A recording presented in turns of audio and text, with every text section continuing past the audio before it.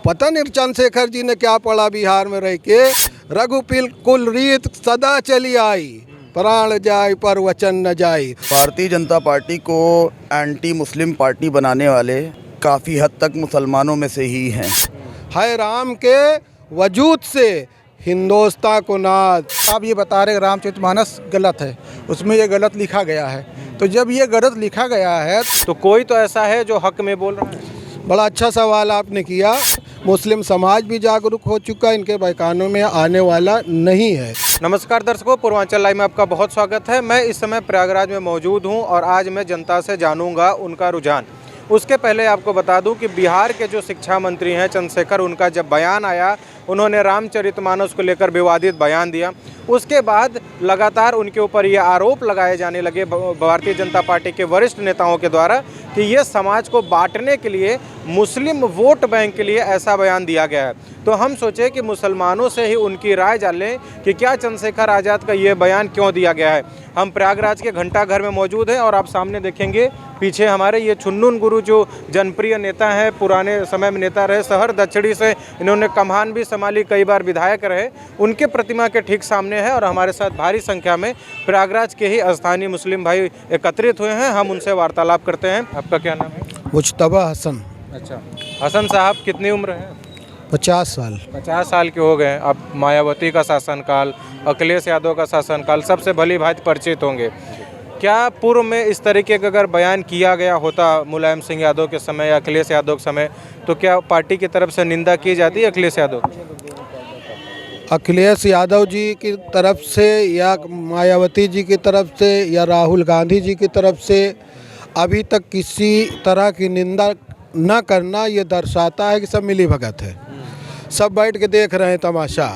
एक को छोड़ दिया कि तुम इस तरह की बयानबाजी करो, जिससे ये हो कि एक डर का माहौल, नफ़रत का माहौल पैदा हो। देश में ये कहते हैं दूसरे नफ़रत फैला रहे हैं, जबकि नफ़रत का जहर इन्होंने बो दिया।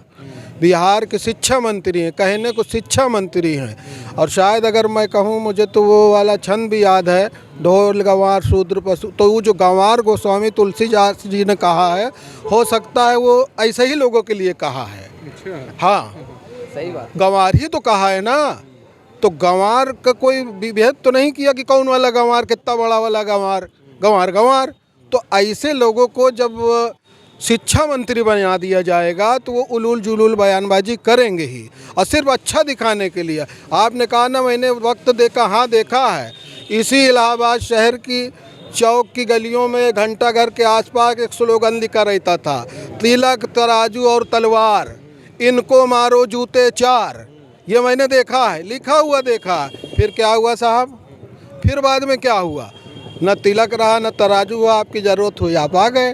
तो समय समय पर इस तरह की बयानबाजी करके लोगों को भ्रमित करते हैं, डराते हैं, मतभेद पैदा करते हैं, मनभेद पैदा करते हैं, नफ़रतें पैदा करते हैं कि समाज बटा रहे, समाज एक ना हो। क्योंकि जानते हैं ना, जिस वक्त समाज एक हो जाएगा देश बहुत तरक्की कर जाएगा। और हाँ, उनका बिहार तो कितना पिछड़ा प्रदेश, उनको अपने बिहार को देखना चाहिए कि बिहार कहाँ से कहाँ चला जा रहा है। उनको उनके मुख्यमंत्री ने अगर शिक्षा मंत्री का दायित्व दिया है तो भलाई क्यों नहीं कर रहे हैं अपने लोगों की? शिक्षा के क्षेत्र में ऊँचे से ऊँचे ऊपर पहुँचावे अपने लोगों को, वो काम नहीं कर रहे हैं।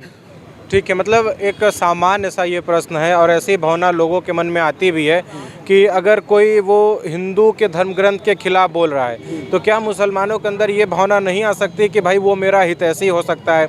जिस तरह से इस समय बीजेपी को कहा जा रहा है कि ये मुसलमानों के विरोध में काम कर रही है, तो कोई तो ऐसा है जो हक में बोल रहा है। बड़ा अच्छा सवाल आपने किया। अब जहाँ तक मर्यादा पुरुषोत्तम राम की बात है, मैं इस वक्त अल्लामा इकबाल का एक शेर आपको सुना दूँ।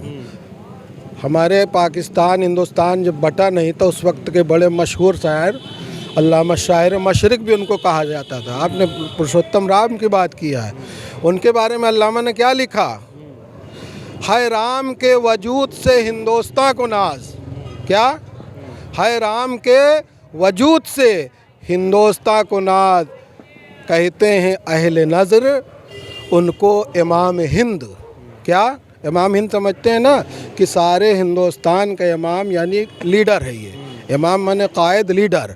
तो अल्लामा इकबाल का ये नज़रिया है, वो मुसलमान थे ना, अल्लामा इकबाल हिंदू नहीं थे, मुसलमान थे। तो हमारे यहाँ तो ये सिखाया गया, ये बताया गया है। अब चंद्रशेखर जी को क्या सिखाया गया है, इस तरह की बात वो क्या क्यों कर रहे हैं, तो उनकी पार्टी ने ये उनको सिखाया है कि नफरत फैलाओ। इलेक्शन आ रहा है ना, इलेक्शन आने वाला है, अखिलेश यादव ने भी विरोध नहीं किया। उनको करना चाहिए, या तो उनके साथ हो जाएं, या तो उन्हीं के साथ हो जाएं, या विरोध करें। ना वो विरोध करेंगे ना उनके साथ होंगे। सोच रहे हैं विरोध कर देंगे तो वोट कैसे मिलेगा? उनकी यही सोच है, विरोध करेंगे तो लोग भाग जाएंगे। लेकिन मैं बिहार के शिक्षा मंत्री चंद्रशेखर जी को, इस चंद्रशेखर आज़ाद की बलिदान की पावन धरती से, ये वो धरती है प्रयागराज संगम, यहाँ पर चंद्रशेखर आज़ाद ने अंग्रेज़ों से लड़ते हुए अपने जान की आहुति दी, प्राण निछावर कर दिया। और उसी रामचरितमानस में ध्यान दीजिएगा, पता नहीं चंद्रशेखर जी ने क्या पढ़ा बिहार में रह के, रघुकुल कुल रीत सदा चली आई, प्राण जाए पर वचन न जाए। वो निभाया किसने? चंद्रशेखर ने।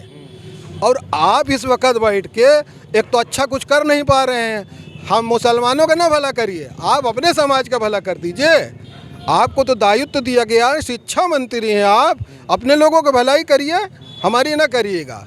क्या इन सब बयानों का 2024 में कुछ असर पड़ेगा क्या? कोई असर नहीं पड़ेगा। सब जागरूक हो चुके हैं, मुस्लिम समाज भी जागरूक हो चुका है, इनके बयानों में आने वाला नहीं है। किसी तरह की ये बयानबाजी करें, भाषणबाजी करें, कोई फ़ायदा इनको होने वाला नहीं है। और मैं वहाँ के मुख्यमंत्री को कहता हूँ कि ऐसे लोगों को बर्खास्त करें जिनको समझ ही नहीं है, जो गंवार के स्तर के खुद हैं, जो खुद गंवार के स्तर के, उनको रखने की क्या ज़रूरत है, उनको हटाएं। अच्छा वार्तालाप हो रहा है और आप पुरानी बातों का जिक्र कर रहे हैं। तो एक समय जब राम मंदिर आंदोलन चरम पे था, उस समय नारा लगा था, मिले मुलायम काशी राम, हवा में उड़ गए जय श्री राम। तो उस समय भी ये नारे लगे थे, तो कहा गया था उसके बाद मुसलमानों ने एकत्रित होकर समाजवादी पार्टी का साथ दिया था। आज चंद्रशेखर ऐसा बोल रहे हैं, क्या 2024 भी वो दौर आएगा जब मुसलमान एकत्रित होकर समाजवादियों के साथ जाएंगे? उसका ट्रेलर तो 19 में देख ही लिया, ट्रेलर आपने 19 में भी देखा है, तो 24 में क्या होगा आप सब कुछ समझ सकते हैं। ये अपना समा बांधते रहे, होने वाला कुछ नहीं है। ये इस तरह की बयानबाजी जो बिहार के मंत्री द्वारा की गई, आपको क्या लगता है कि क्यों की गई? बिल्कुल, इस बयान को हमने सुना है और देखा भी है, अभी न्यूज़ चैनलों में चल रहा है और अखबारों में भी पढ़ा है। और बिहार के शिक्षा मंत्री, हमें तो नहीं लगता शिक्षा मंत्री, तो जिस तरह से बात कर रहे हैं वो बिल्कुल अशिक्षित महसूस हो रहा है हम लोगों को, बहुत ही अशिक्षित है, कोई ज्ञान नहीं है उनको। क्योंकि जिस वर्ण व्यवस्था की बात करें कि जिस तरह की चीज़ें कह रहे हैं कि शूद्र और इन सब के साथ हमेशा अन्याय हुआ है, उस समय तो 16वीं शताब्दी में रामचरितमानस का जो है रचा गया है तुलसीदास द्वारा, और 16वीं शताब्दी में कोई व्यवस्था नहीं थी, तो किस आधार पर वो इस तरह की बातें कर रहे हैं? पहले तो उनको अपना ज्ञान बढ़ाना चाहिए, ज्ञान बढ़ाएं तब उस पर कुछ बातें करें।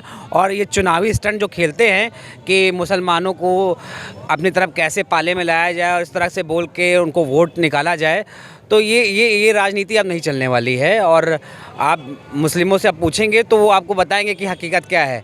और जिस तरह से आदरणीय मोदी जी की सरकार और योगी की सरकार निरंतर कार्य कर रही है, और मुसलमानों के साथ बिल्कुल भी भेदभाव नहीं है। आदमी अगर बेवकूफ़ बनाता है, कोई बेवकूफ़ बनने वाला नहीं इस समय जो है। भारतीय जनता पार्टी के वरिष्ठ नेताओं का ये आरोप है कि ये बयान इसलिए दिया गया क्योंकि 2024 आ रहा है और वो अब हर चीज़ करके देख लिए, अब वो चाहते हैं कि इन सभी चीज़ों की वजह से मुस्लिम उनके पाले में आएगा। तो क्या ऐसा संभव है?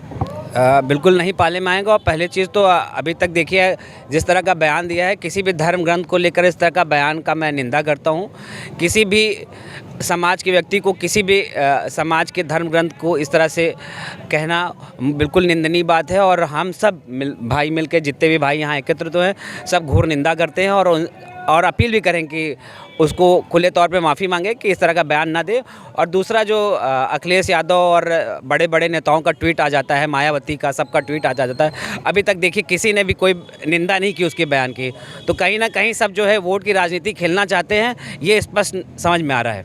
अच्छा, तो लेकिन 2024 को लेकर जो इस तरह की चीज़ें की जा रही, इसके पहले कहा गया कि CA आएगा, NRC आएगा, मुसलमानों के लिए खतरा पैदा हो रहा है, उसके बाद कुछ हुआ नहीं, अब ये सभी चीज़ें आ रही हैं। आगे क्या और हो सकता है? आपको क्या लगता है, ये चुनावी स्टंट है या सच में कुछ इसमें राजनीति है? मुस्लिम जा सकता है भाई उनके साथ? सत्यम जी, बिल्कुल नहीं जा सकता है।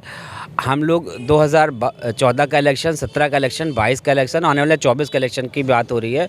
हम लोग मतलब आप एक लोग देखिए यहाँ इकट्ठा सबको डराएगा, जितने भी मुस्लिम भाई हैं कि एनआरसी आ जाएगा, आपको बाहर निकाल जाएगा देश से। कोई निकला बाहर, कोई जाएगा देश से बाहर, क्योंकि हमारे मुस्लिम धर्म में भी कहा कि हमारे खुद पैगंबर साहब ने कहा कि जिस देश में आप रहते हैं वहाँ का जो संस्कृति है उसका पालन करिए और अपने देश से पार करिए, और जहाँ जिस रीति रिवाज है उसको पालन करके सब लोग मिलजुल के रहिए।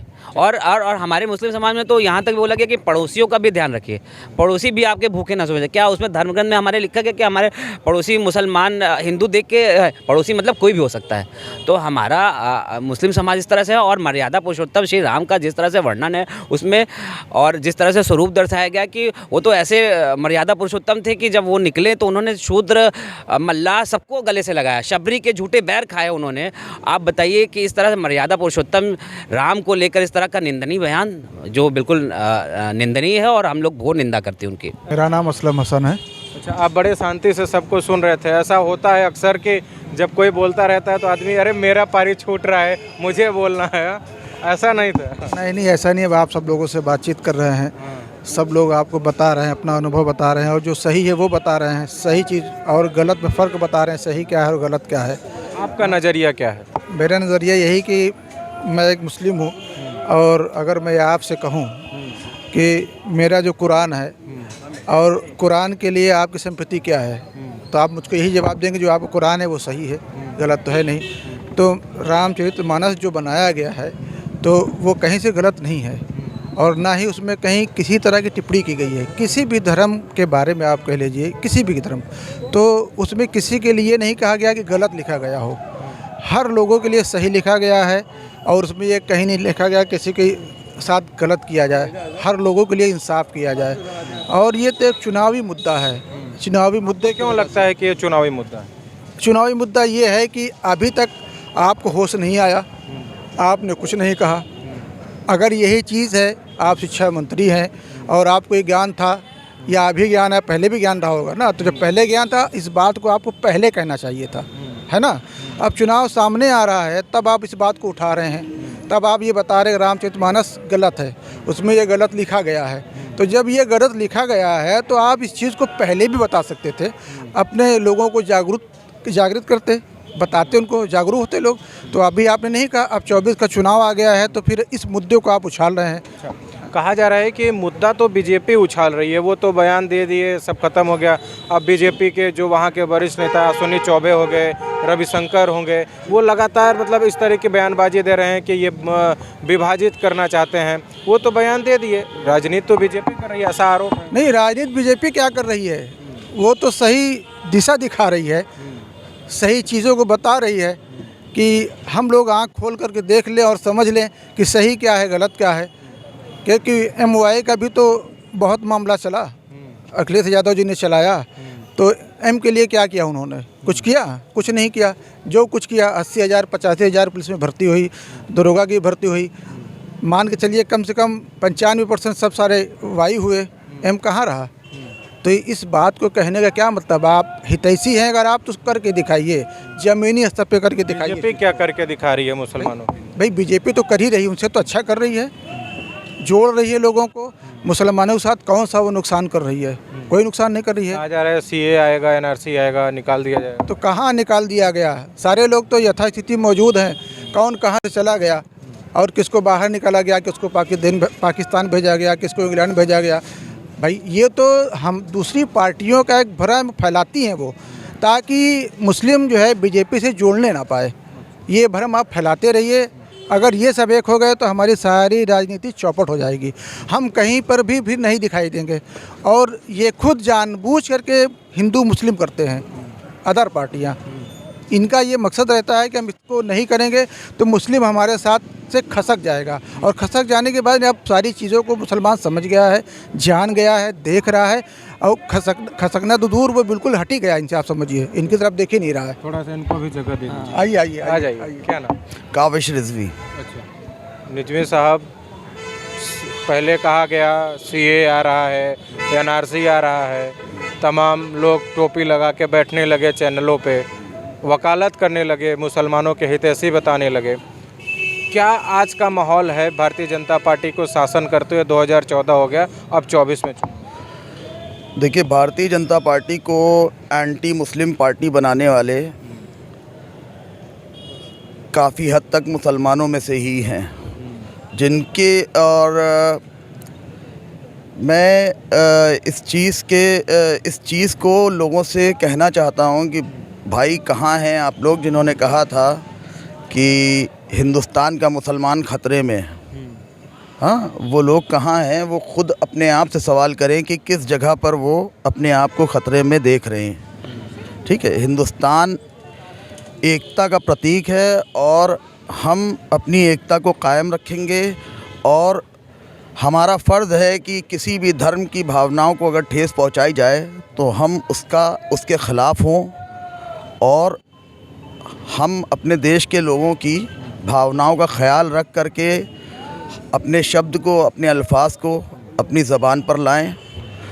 और जहाँ तक ये शिक्षा मंत्री जी की बात है, तो इस पे सवाल तो आप पूछ रहे थे, लेकिन मुझे आपके सवाल से शिक्षा मंत्री जी के ऊपर सवाल हो रहा है कि इनकी शिक्षा क्या अधूरी रह गई थी। मैं इनसे दरख्वास्त करूंगा कि ये जाएं अपने शिक्षा मित्रों के पास और उनसे पूछें कि उन्हें क्या शिक्षा दी गई थी, तो इसका उन्हें जवाब खुद ब खुद मिल जाएगा। और हिंदुस्तान का मुसलमान ख़तरे में नहीं है, हिंदुस्तान का मुसलमान अब अक्लमंद हो गया है। आप कह रहे हैं अब अक्लमंद हो गया है, लेकिन मैं लगातार ऐसा सुनता हूं और तमाम लोग भी कहते हैं कि जब सपा की गवर्नमेंट थी तो मुसलमानों की सुनवाई थी, आज कोई सुनवाई नहीं। मुसलमानों की सुनवाई नहीं है तो हमारे बगल में हमारे बड़े भाई राहिल हसन जी, जो इलाहाबाद महानगर के अध्यक्ष हैं, इनका कद हम बढ़ते ही देख रहे हैं। लोग कहते थे बीजेपी में मुसलमानों को सपोर्ट नहीं किया जाता। मैं कहता हूँ आओ देखो कितना सपोर्ट करते हैं। जब तक आओगे नहीं, जब तक जुड़ोगे नहीं, तब तक किसी को क्या जानोगे तुम। तो देखिए, प्रयागराज में हम खड़े थे घंटाघर इलाके में और मुसलमान भाइयों से ये चर्चा हुई। वीडियो देखने के लिए आपका बहुत शुक्रिया, धन्यवाद। वीडियो कैसा लगा कमेंट बॉक्स में ज़रूर बताएं।